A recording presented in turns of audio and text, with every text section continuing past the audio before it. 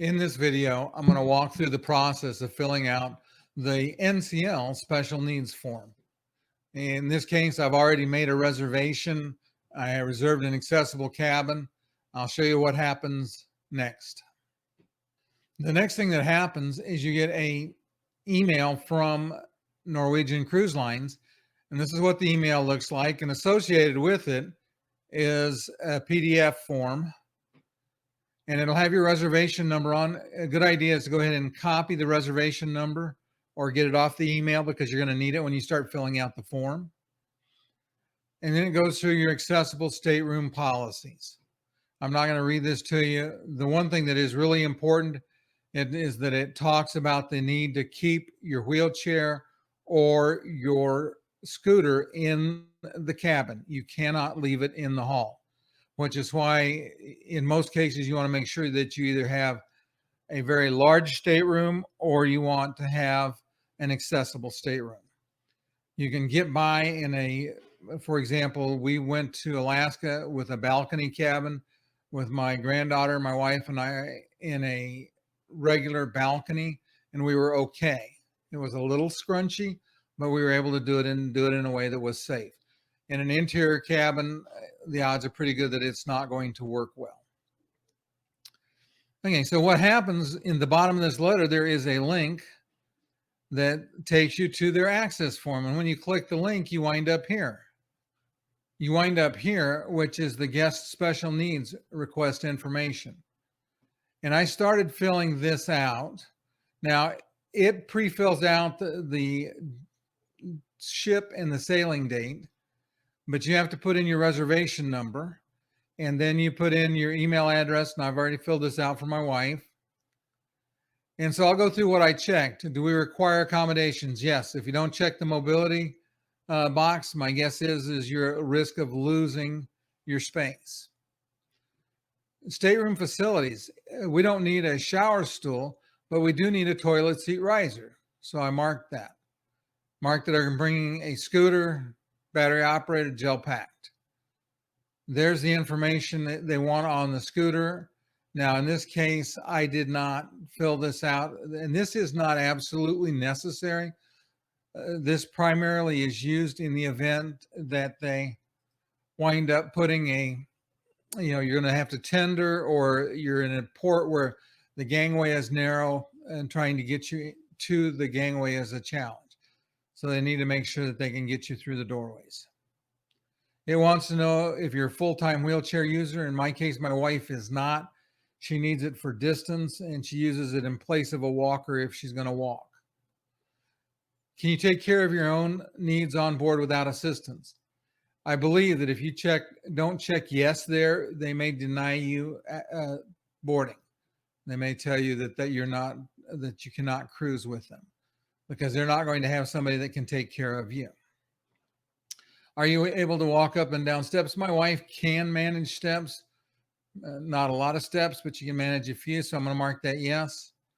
Do you require wheelchair assistance at embarkation and debarkation? Now, this is only at the port, not for port stops. This is only getting on and off the ship. And so I'm going to check yes because I want some help maneuvering my wife, the wheelchair, and the luggage up to the ship. So normally they'll provide somebody that'll come down from the ship, push my wife's wheelchair, and get her up on the ship that way.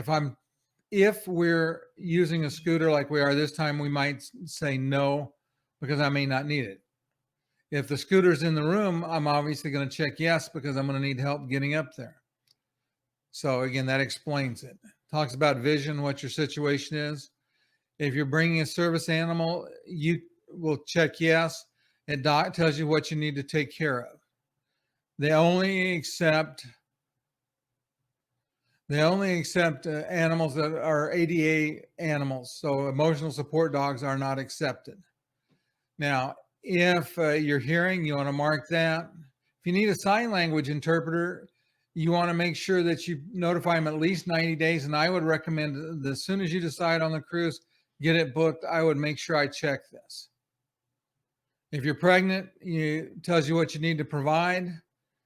your allergies and special diet. So if you wanted gluten-free, which they says they can accommodate, if you have a nut allergy, any of those kinds of things, you want to make sure that you mark it so that you don't have to worry about it. It also tells you that when you get on board, you'll meet with the executive chef or the restaurant manager to make sure they understand. Dialysis, this is a question that comes up often. They will let you do dialysis on board. You can do self-peritoneal, self-hemodialysis.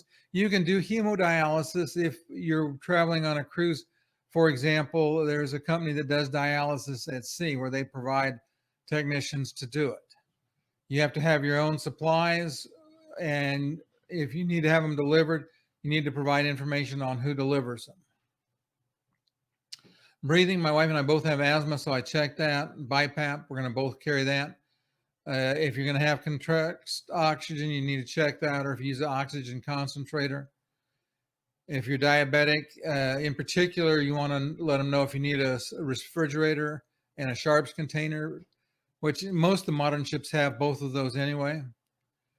Medication, if there's something special that you need, you want to make sure that, and actually I should say, if there's something that if you miss it or might cause a reaction, you probably want to make sure you let them know.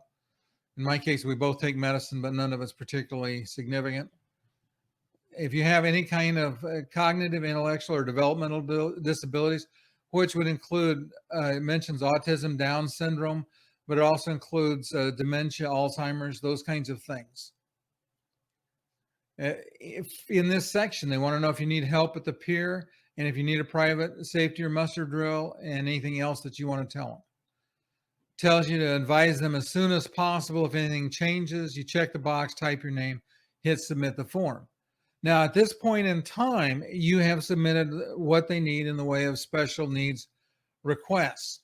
But if we go back to the letter, there is another piece of information, another link there for you. And we're going to cover that in the next video. I hope you got value out of this video. I work really hard to try to put together videos that help people that travel with challenges. If you did get value out of it, I appreciate it if you hit like. And also, because that like lets YouTube know that there's content that's valuable in here and that they'll share it with more people. And then also, please subscribe to my channel. On the channel, there's a lot of information to help, and there's lots more videos coming. We'll see you in the next video.